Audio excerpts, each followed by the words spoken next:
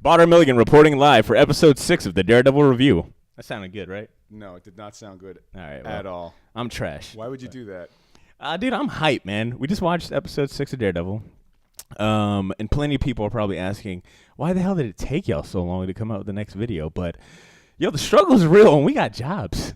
But according to that, the poll I put up on Instagram to kind of get a gauge of how far everyone is, I think we're pretty much on track. I think a lot of people are taking their time with this. I think so, too. And I don't blame them because there's a lot to unpack for a season. Dude, it is so delicious, all the Daredevil goodness that we've been exposed to. So the honesty, people, is that after every episode, me and C just go to church and pray and then come back and watch the next episode.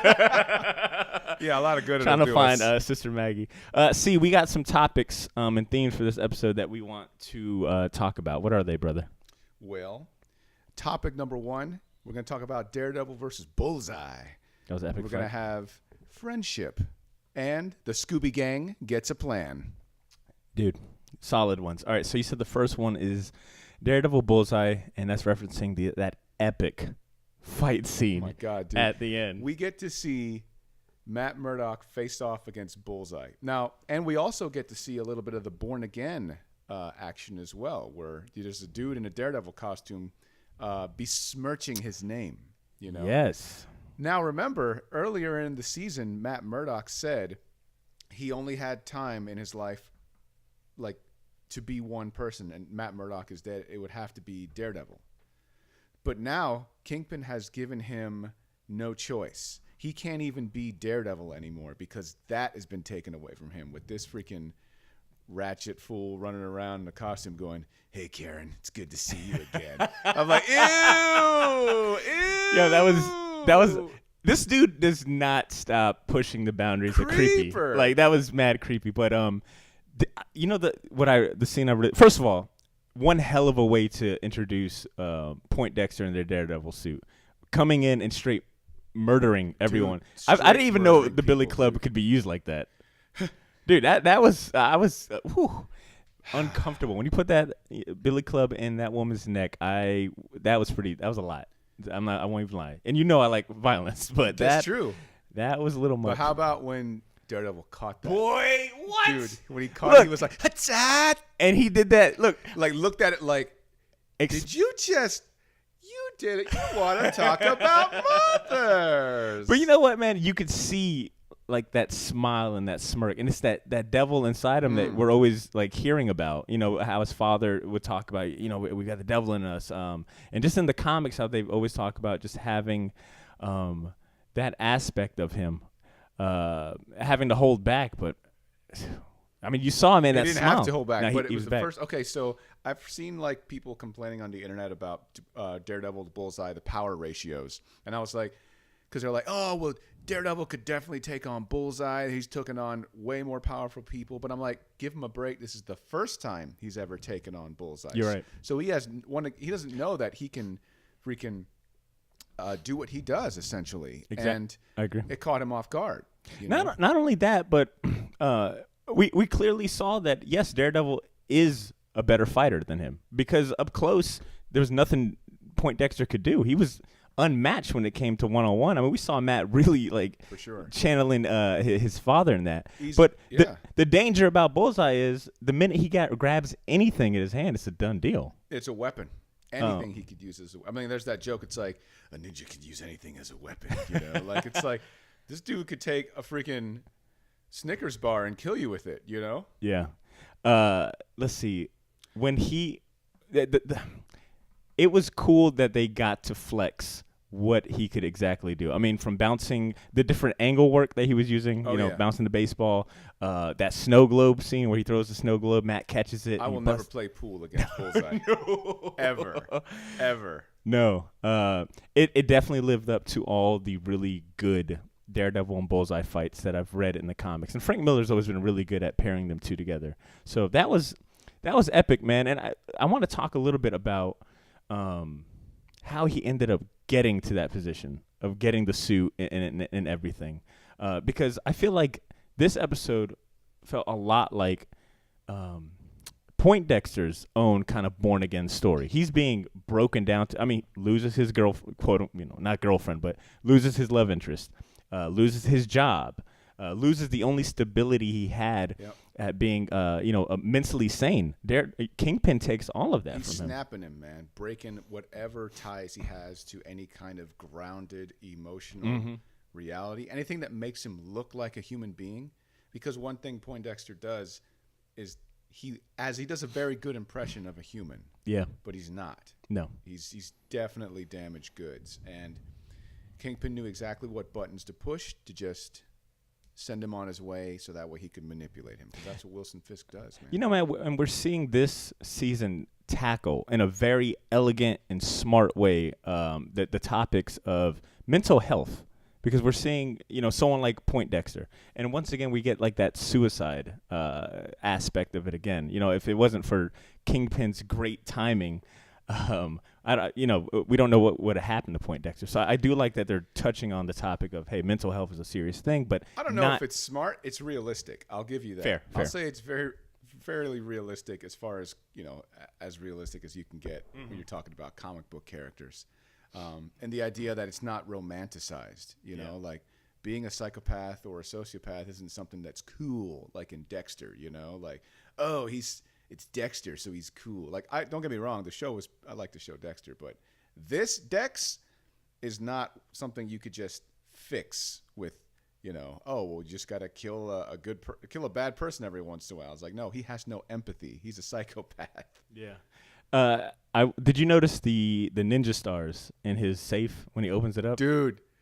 First of all, who the hell has ninja stars? I was like, someone that's bored that likes killing people in different ways. Fair enough. Fair enough. Like he's good at using them. He's a natural. Dude, if you were a natural at throwing stuff, you would have ninja stars. I do know like you would. They're in this throwing fight like tokens from Chuck E. Cheese. I do like that they're being creative with everything he can throw. This dude threw a laptop at him, like, like what?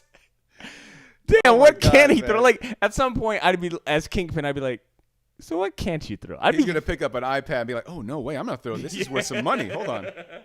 And real quick, Kingpin. I'd fear him, but I would hate if I had to like hear him talk. This dude loves to call you out the blue with a long-winded story. I'm gonna start answering questions like Kingpin. I got a gun to my face thinking about suicide. You call me, and the first thing you tell me is, "When I was a boy." I'm like, what, dude? Come on, man. I'm gonna like someone asked me a random question. They're gonna be like, "Hey, man, did you fill the car up with gas?" I'll be like, "Sometimes." The only fuel that drives us is the fuel to survive, the fuel of ambition. Nah, he don't give no straight answers at all. Like, bro, just tell me if you filled up the car, man. All right, you mentioned the other. What else? I was gonna say friendship. We see Matt starting to rebuild those bridges to his friends again, and that also is one step closer to him becoming more grounded as a person and being Matt Murdock again. So I'll challenge that by saying, I feel like Matt isn't coming to them as a friend, but more so as, you're a piece of the puzzle I need to get to get to my end goal. I think you're right. I think right now, at least. I think that's what he tells himself. But if he really didn't care, he would have found some other way to do it with his fists, as opposed to saving their lives. I mean, what does he do? First of all, he breaks into Karen's house, and I gotta say, white people are super chill about people breaking into their house, because I would have lost my mind if a ninja showed up. Karen was like, "Yo, rent, son, you owe that." But I mean, and I back up my challenge because he tells Karen, "Hey, there is a potential witness out there that can help us out." He doesn't show up to to save her until the last minute. Sure. Even she says, right, "You knew I'd be here, huh?" Yeah, clearly. So, I don't know, man. It's just, I think the only Karen and Foggy clearly care about Matt in a very, straight friend way. Matt, right now where he's at, I don't know if he sees them the same way. I don't think he does, but again, it's more or less like he's Matt Murdock. Mm-hmm. Regardless of what he says, that's who he is, and his heart is a generous heart. It's not, he could be like off the grid going crazy, but he still is who he is, or else Sister Maggie wouldn't bother talking with him if there wasn't a chance for him to be redeemed. you know. Yeah. Um, And I'm not messing with Karen no more, because when Karen told Foggy, yeah, I shot Wesley 7 times. Even Foggy was like, oh damn, I can't get you off. right. Even Foggy was like, now you doing jail, honey. Yeah. Well, speaking of, you kind of mentioned it, the third point where basically they start forming a plan by trying to get Jasper Evans, the only person that could testify against Wilson Fisk, and have him basically dead to rights legally, because, you know, it would prove that he hired him to get shanked, basically, to shank himself, and set all this thing up and get the dominoes going with the FBI.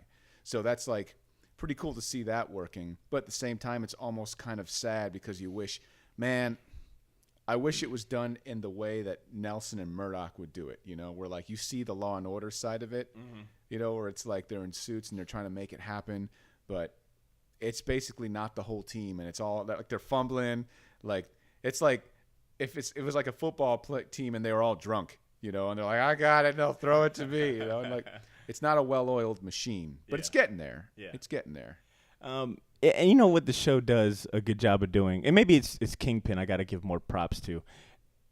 They do a good job of finding like that potential hope. Like, you know, they brought Jasper Evans to the Bulletin.